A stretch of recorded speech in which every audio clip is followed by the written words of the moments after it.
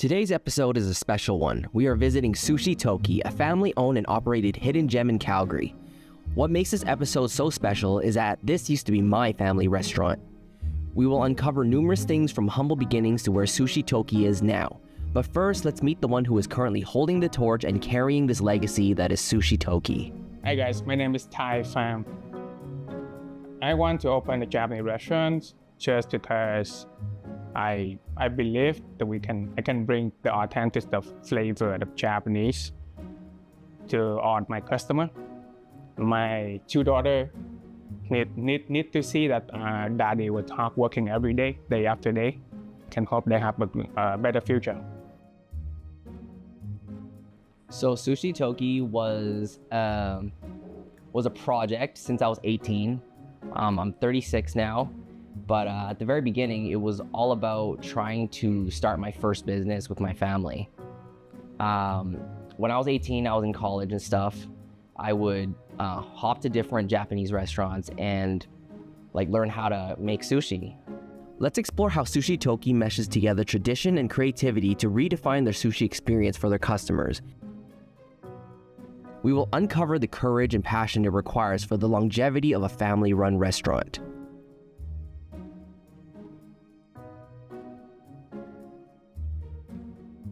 I am so proud to present to you the second season of Feast YYC. I get one of my hand into a dishwasher of a Japanese restaurant. So I'm being a dishwasher for about 1 or 2 months that I believe. So during that time, I try to help kitchen and dishwashing at the same time.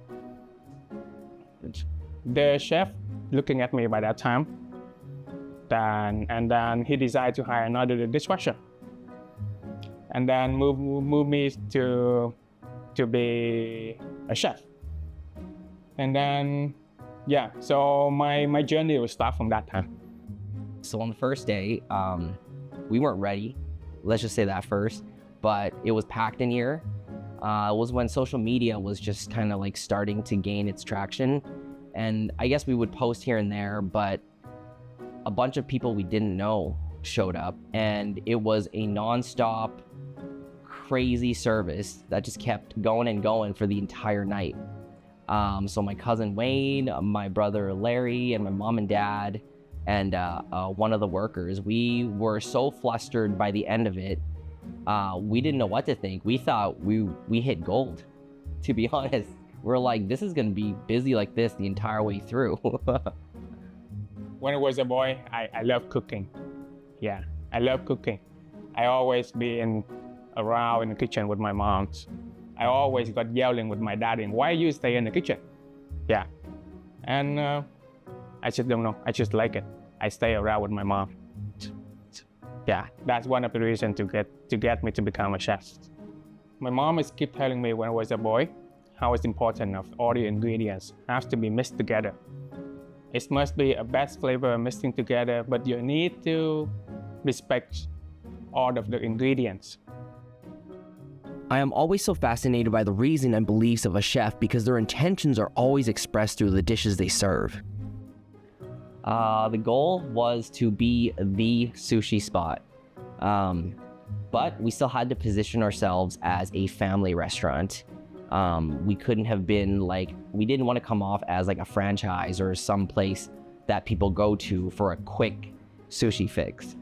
It had to be very family oriented, and I think that was the ultimate vision that we had for it. Yeah. Japanese food is the real seafood. So I want to bring the real ocean taste to all my customers. Bring in the real flavor that they have to taste every single dishes. And I believe that those things can bring people all together. There is a discipline that is required in the Japanese cuisine to keep everything fresh, a daily routine, if you will, that can truly make or break your restaurant, similar to how we navigate running a family-owned restaurant. I think it was just being around family, having everybody kind of contribute in how they contribute and kind of finding out about each other, realizing, where our strengths are and where our weaknesses are, and to have a sense of collaboration with your own family. Like, not a lot of people get to say that, like, they've done that. So this is the part where we all feast. So Addie, guide us through. Yeah, let's start out with the appetizer. So on your right side, on your right side is a calamari salad. So calamari salad is calamari deep fried with cornstarch wrapped around it before going in deep fried.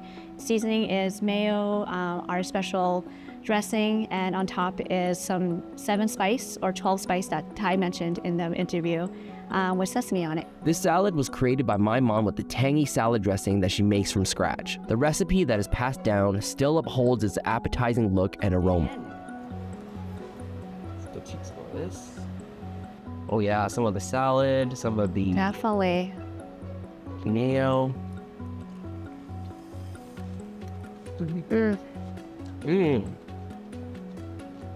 Yeah, this dish always reminds me of my parents. No matter what kind of staff meal, there's always going to be the calamari salad. It's no the best. We're going to be eating like a burger that we just like took out, brought it back to the restaurant. There will be a calamari salad. It's a quick and easy snack, to be honest. Yeah, I mean, I love the tanginess of the dressing and everything, right? It goes so well with the mayo and stuff like that. Yeah, and the calamari is like really well cooked. It's not overcooked. It's crunchy when you bite into it. Nice and it matches so well. Yeah.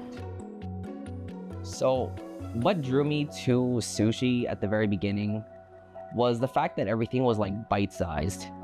It was never something that was, you just buy one bowl of something and you huff it down and then you're good. You're kind of going through a dining experience more so than other Asian cuisines, I find. It's a dish there, and we can go to our next dish that we have here. And our second appetizer is also a salad. Nice. We're staying really healthy. Yeah. Our salmon sashimi salad. Salmon sashimi salad consists of 6 really thick pieces of salmon sashimi with deep fried onions, a sweet and sour sauce, and avocados.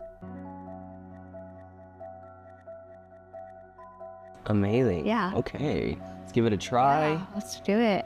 Okay. What? It's hard grabbing this. It's hard getting all of it. Oh, forgot the avocado. You must grab a piece of avocado. Oh, yes. You And must grab a piece of avocado. that deep fried garlic, you gotta make sure. Oh, yes. That's right. on there. Yeah, everything going in once. I don't have a big enough mouth for this. Here we go. One bite.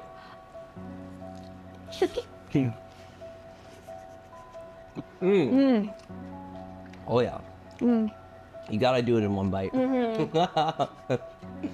The deep fried garlic definitely brings out all the flavors. Yeah, almost didn't fit. It was like the salmon slices are so big Yeah. that it's not like all you can eat restaurants where they're nicely thin. You order so much because you don't have enough. Yeah. But these ones are nice and thick, so then the texture is there when you bite into it. It's like one bite is honestly a lot. Yeah. I would highly recommend the one bite. Yeah, highly recommend if you can fit. If you can do it. If you can do it. During in college time, when it's my first time having a Japanese chef showing their skill in front of everybody. Yeah, and how great a presentation that on his dish. That's right away was making me fall in love with Japanese food. So at the very beginning, we didn't have our recipes down yet, right? So it took us actually like a year and something to really get it to be what we wanted to be. You know, we actually hired this one guy, and he told us that we were not even ready to serve the food that we were serving. And it was a huge wake-up call for us, but at the same time, we had a growth mindset. So we were able to get better and better and just kind of tweak every single piece and every item on our menu. I want to tell everyone just Japanese food is not only sushi. Japanese food come out with teriyaki chicken, teriyaki beef, ramen, udon, even sushi that we don't have to looking for a raw sushi. Japanese food is coming with everything that you can have anytime, any day. All right, so we have 3 rolls in front of us. So our first roll here is the core roll. So inside a core roll, we have salmon, tuna, and cucumber. On top, we have unagi. cooked unagi with tempura crumbs. The sauce is unagi sauce with spicy mayo. It's one of my favorite rolls. This is like my go-to roll. The koi roll was invented initially for its aesthetics. It's supposed to resemble the beauty of a koi fish both inside and out. Here we go. Can we do one bite? Requires some soy sauce. Oh, right? definitely. Oh, and maybe some wasabi. Oh, wasabi. Oh, that's so true. Right on top versus mixing it in. Oh, I'm just gonna mix it. You have to put it on top. Like Ty said I could do it however I want. that's true, but like the traditional way of eating it in Japan will kick you out of the restaurant if you Actually? don't eat it with the sushi. On the sushi, you can't mix it in their soy sauce. That's disrespectful in the Japan culture. Well, we're not trying to get kicked out, so. We definitely are not. So you gotta try it. The most simply value of Japanese is there was rice, wasabi, ginger, and soy sauce. But it's all depend on the way that you have. Most of people in North America, they mix wasabi in soy sauce. But the authentic taste that you put wasabi on top of sushi before you have it. But with me, it's not really matter how do you have it. With me, it's how do you enjoy it. How do you really taste it with your sushi, basically. All right, one bite. All right, here we Cheers. go.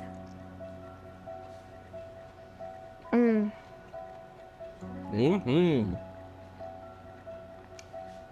Everything's one bite.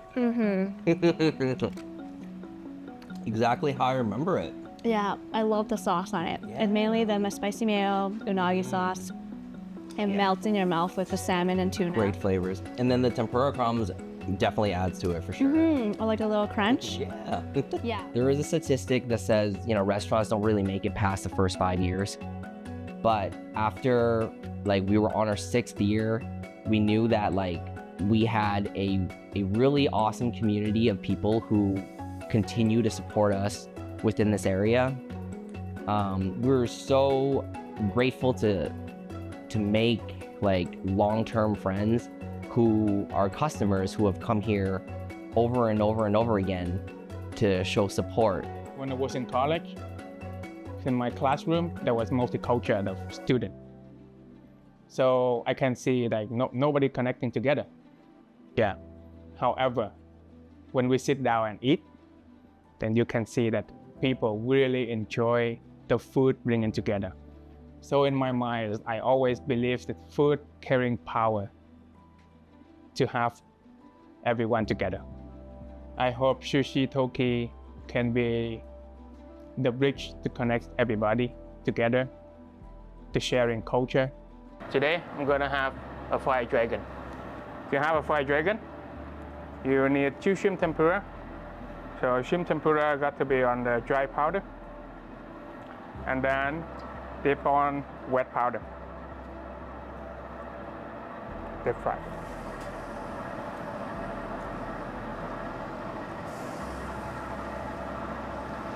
Most important thing that you need to make sure your shrimp is straight. As you can see, the tempura shrimp is look very simple, but it's blended up with a lot of skill, technique, and you need to understand in how to cover the tempura powder with shrimp correctly. Otherwise, you won't have the crispy taste, the roots of the texture of the shrimp is coming up. After the shrimp tempura was done, that now we have seaweed rice. Let's put it on.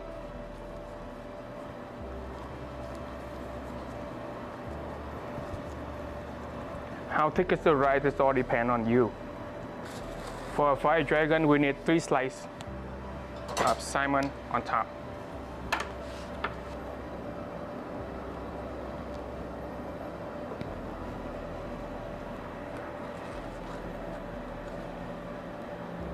Yeah, cut in avocado.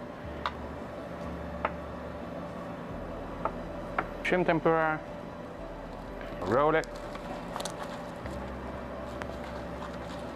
Beautiful salmon on top. and press them one more time. Most likely you see Japanese chef, they wet their knife before they cut. It's just because sushi rice very sticky. If we don't wet their knife before cut, there will be stick on their knife. That's one of the reasons. Fire dragon.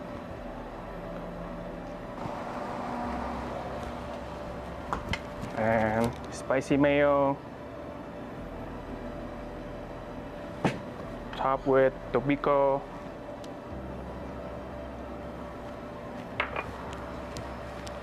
And more crumbs. So it brings up more crispy. Finally, of course, for a Japanese restaurant, ginger and wasabi. Yeah. Okay. Our next roll is, like you said, the roll that was the most popular roll. Fire dragon still around. Still All right, around. Let's see. The OG. The OG roll. Here we go. I'm gonna eat the tail. Do you want to eat the tail? I can't eat the tail. Alrighty. Here we go. One Didn't bite. even taste the wasabi. Standards are held right up there. Is it? That's good. It is one of, these are the top 3 rolls. Yeah. Yeah. Definitely Okay. top 3 rolls. Well, since the first day, it was absolutely crazy in here. I think one of the things that we sold the most was the fire dragon roll. I think there's in the description, there's a lot of familiarity with it, with the spicy mayo and the tempura shrimps and stuff. So it was one of those dishes that's what it reminds me of, the first day of chaos. Yeah, as a sushi restaurant, we are not fast food. Every dish is come out with time. There was one time that I have to let my customer been waiting for more than 20 minutes. They're not happy with that. And one of the person is he has some alcohol in his stem. Yeah, he cannot control his temper. But luckily, I see, I have a customer in the next table who stand up and almost fighting in my restaurant. So I'm so much appreciation that how did they understanding, how did my sushi quality can bring up to everyone who really understand my quality that I really want to bring to the community. Ty was talking about this is the roll where if the mango isn't fresh, he's not going to sell it. So we were actually sold out for a while. So you're actually pretty lucky tonight. We actually have fresh mango that is sweet. Yeah. Because it has to be sweet in order for it to taste amazing. I love that. Yeah. I love that you guys hold that standard. We do. Mystical Mango is one of the best signature place in my restaurant, Sushi Toki. The reason that I got that the best because that's the best combination of salmon, avocado, cucumber, and mango. It's hard to have anything to combine with fruit together. But mango and the Mystical Mango is the perfect combination that you must try. Yeah. I love the color, that's how you can tell as well if it's right. Oh, yes, that's right. Yeah. Here we go. Cheers, one bite. Cheers.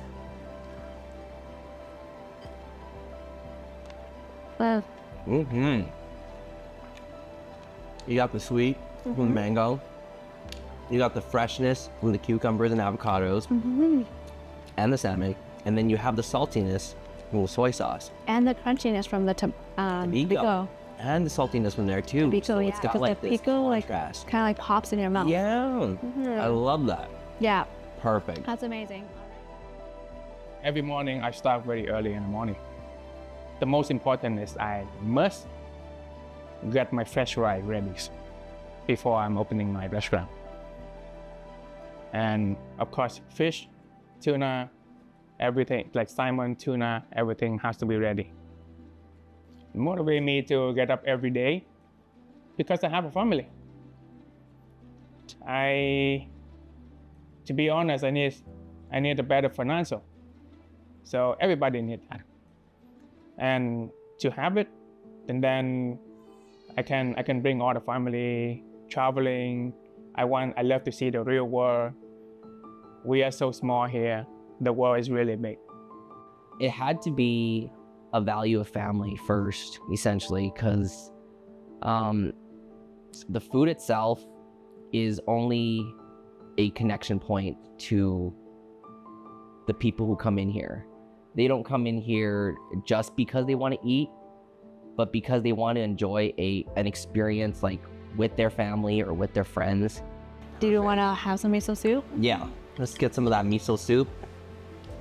Cleanse the palate. Yeah, cleanse a little bit. Oh, did you know ginger is supposed to cleanse your palate? So ginger, purpose of ginger, having ginger on the table isn't for you to eat it just as a appy. It's for you to just, you should know this, to be honest. Yeah, I think I've heard that before. Yeah. But I would still just eat it As it is. Okay. as it is, or even with sushi. Yeah, well, some people say, have ginger, clean your palate, then eat more sushi. Yeah. Yeah. Yeah, let's dig in. So we have over here the taka, which is our octopus, hamachi, which is yellowtail tuna, just yellowtail, and then we have a regular tuna, which is just basic tuna, black tuna, and salmon.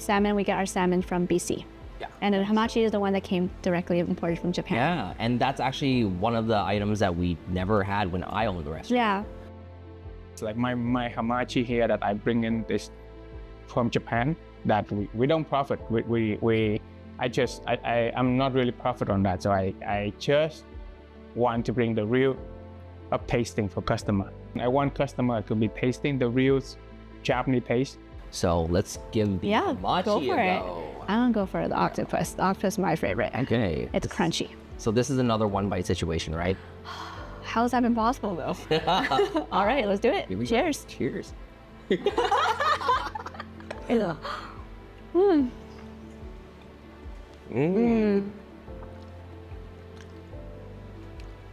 That is fresh. That is very fresh. I love it. Yeah, I remember, we didn't want to bring in hamachi back in the day just because of the extra upkeep that we got to do. We're already worried about so many different fishes, so kudos to you guys for bringing it. It's amazing. When I first tried hamachi, it kind of tasted like I was biting into steak. I don't know if you felt that. The texture. The texture was feeling taste. It is a little bit different because similar to toro. Yeah. But it's definitely more steak. Yes. Texture. Yeah. You're right. It's more firm. It is more right? firm compared to like a salmon or tuna, because salmon melts in your mouth. Yeah. It literally melts in your mouth. Definitely. Yeah. All right. Tuna actually melts in your mouth, not salmon. Salmon's a little bit different. I agree. Yeah. So that's everything here. Oh, that's awesome. That's great. It's like all the quality is exactly how I remember it. You guys did a great job of maintaining, the taste, the flavors, and like even the visuals, like aesthetically, So I'm really grateful for that, you guys. That's good. Thank you. Thanks for enjoying dinner with me. Luckily, in more than 15 years working in a Japanese restaurant and a Japanese cuisine, I have 3 masters. I learned a lot from them. Most of the things that I appreciate that they are bringing the real respect for the ingredients that I can learn from them. Well, we didn't know that Ty was going to keep the name or anything like that. We thought he was just going to want to run his own name, his own restaurant, his own everything, right? But he ended up keeping the name, and what is it, like 12 years strong now? So Sushi Toki, kind of broke some like limiting beliefs, let's put it that way. Most of the chefs, they are carrying their own skill. Even right now that I'm telling you how to make it, you won't make it exactly like me. Most of my master, they already tell me like the way to do, but I still have to looking at them and then continue to grow my skill by myself. After you watch the chef.